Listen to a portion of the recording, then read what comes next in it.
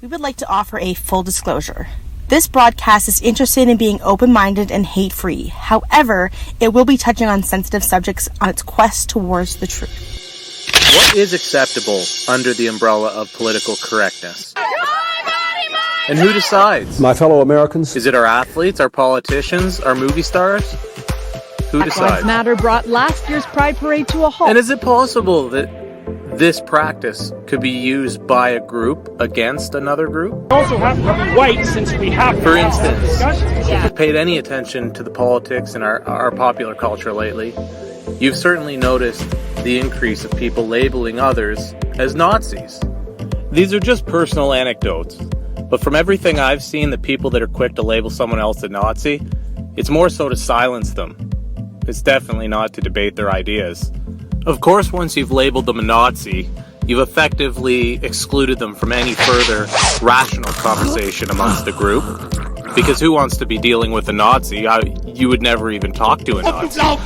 Wasn't there a hashtag punch a Nazi? So you can see how this would escalate further and further. In a politically correct environment, is it possible that some subjects become unquestionable? Where there are irregular arrivals coming across our border. Is this a Canada. byproduct, or is this a feature of the practice that is political correctness? A good example of this might be inquiring why a particular public school might be flying a pride flag under the nation's flag on the flagpole. But in 2019, just asking that question might be enough to get you publicly labeled as a homophobe and various other terrible demonizing labels. When in reality, it has nothing to do with start homophobia. any sentence with "I'm Simply, not we just don't want to send our kids to school to be radicalized.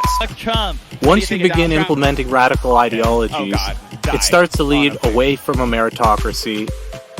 A few years ago, Justin Trudeau, the Prime Minister of Canada, ran on a platform that he was going to organize his cabinet so that it would have a split between 50% men and 50% women.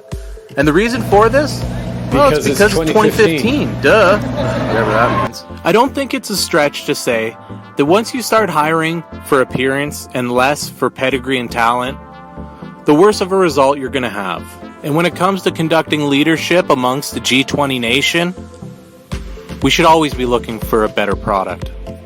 And now it's time for the Cue Card Logic Show. And here's your host, Q.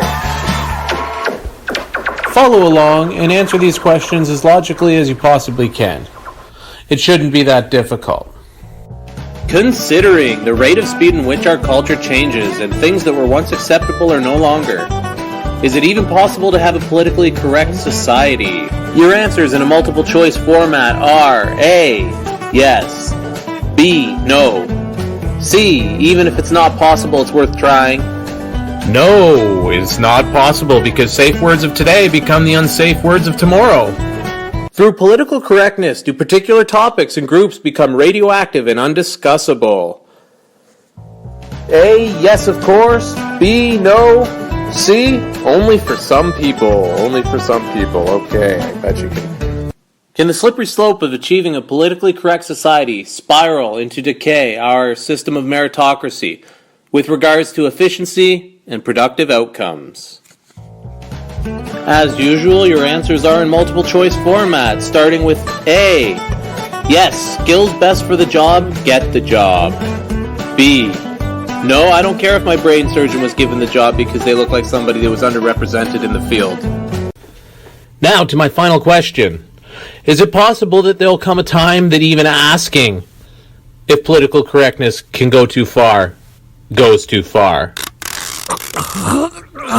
The grading portion of this process should be completely rhetorical.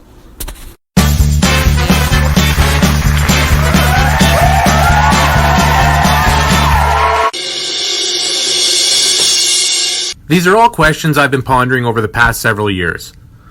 Sadly, I've came to the conclusion that although the theory of proper political correctness comes from a good place, once its enforcing becomes supported by the mainstream, it becomes too susceptible to being hijacked or hacked into by entities with ulterior motives.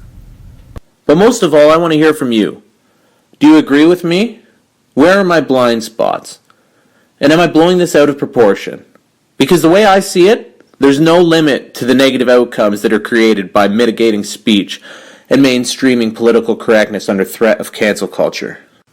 Please feel free to leave a comment in the comment section below, as I'm quite interested in hearing what your thoughts are on political correctness as well.